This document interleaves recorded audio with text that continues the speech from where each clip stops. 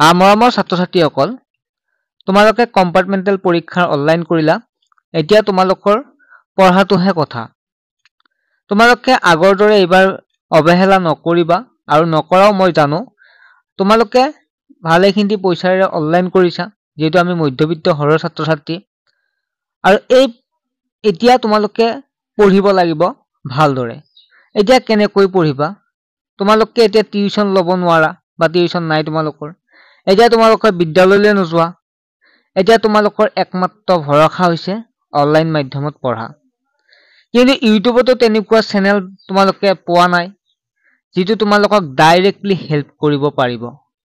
আৰু সেইবাবে সেইটো সম্ভৱো নহয়, কাৰণ এজন ইউটিউবৰ টিচাৰে তোমালোকক 4-5টা ছাবজেক্ট সম্পূৰ্ণভাৱে চিলেবাছ ক্লিয়াৰ কৰাটো সম্ভৱ নহয়।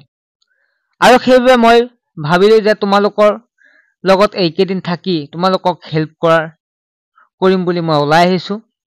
ছাত্ৰ-ছাত্ৰীসকল, তোমালোকে অনলাইন মাধ্যমত মোৰ তাত টিউচন ল'ব পাৰিবা। তোমালোকে এই টিউচনৰ জৰিয়তে কি পঢ়িব লাগে, কেনেকৈ পঢ়িব লাগে, কেনেকৈ ভাল মাৰ্কছ এটা পাবা, তাৰ ওপৰত আমি ক্লাছবিলাক হ'ব। ছাত্ৰ-ছাত্ৰীসকল, জাষ্ট তোমালোকে পঢ়ি গ'লে হ'ল। যি পঢ়িব লাগে, কেনেকৈ আগবাঢ়িব নিয়ে, সেয়া দায়িত্ব মোৰ। ছাত্ৰ-ছাত্ৰীসকল, এতিয়া কেনেকৈ তোমালোকে পঢ়িবা? তোমালোকৰ পৰীক্ষা যিহেতু আগৰ পৰীক্ষাটো তোমালোকে যিহেতু যোৱা বছৰ যিটো কম্পাৰ্টমেণ্টেল পৰীক্ষা হৈছিল, 10 জুন তাৰিখে ৰুটিন আহিছিল আৰু 4 জুলাইৰ পৰা 8 জুলাইলৈকে এই পৰীক্ষাটো হৈছিল। তোমালোকে দেখা পাইছা তোমালোকে স্ক্ৰীনত। এতিয়া তোমালোকৰ বেছি সময় নাই, তাতকৈ আগতো তোমালোকৰ পৰীক্ষা হ'ব পাৰে, কাৰণ ৰিজাল্টটো তোমালোকৰ আগত দিছে।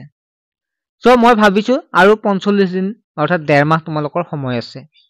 এই 1.5 মাহ তোমালোকে ভালদৰে পঢ়িব লাগিব। তোমালোকে নিজে নোট বনাব লাগিব, কি পঢ়িব লাগে নিজে চোৱা অলপ অসুবিধা হয়, আৰু সেইবাবে মই তোমালোকক সহায় কৰিবৰ বাবে আহিছোঁ।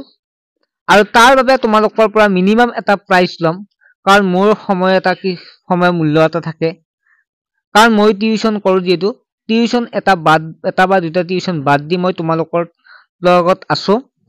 তোমালোকে প্ৰতিটো ছাবজেক্টত মাত্ৰ মোক 100 টকাকে পে'মেণ্ট কৰিব লাগিব। যিবিলাকে ভাবিছে বহুত পইচাৰ, তেনেহ'লে তোমালোকে নকৰিলেই হ'ল, কাৰণ তোমালোকে অনলাইন কৰোঁতে 500কে এটা ছাবজেক্টত লৈছে।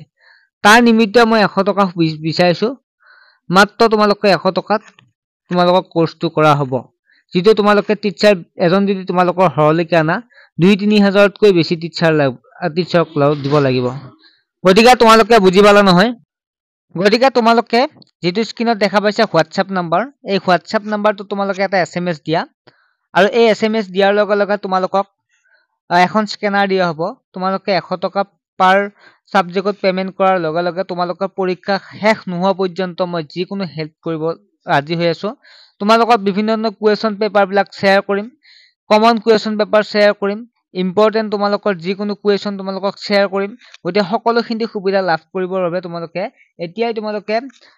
হোৱাটছএপ নাম্বাৰটোত তোমালোকে ছেভ কৰি লোৱা, আৰু তোমালোকে এটা SMS দিয়া, তোমাৰ নাম, তোমাৰ ক্লাছ, আৰু তুমি টিউচন ল'ম বুলি এটা SMS দিয়াৰ লগে লগে তোমালোকক গ্ৰুপ এটাত এড কৰা হ'ব, আৰু এড কৰি তাতে আমি ক্লাছবিলাক অনলাইন মাধ্যমত কৰা হ'ব। যিকোনো অসুবিধা তোমালোকক ক্লিয়াৰ কৰি দিয়া হ'ব।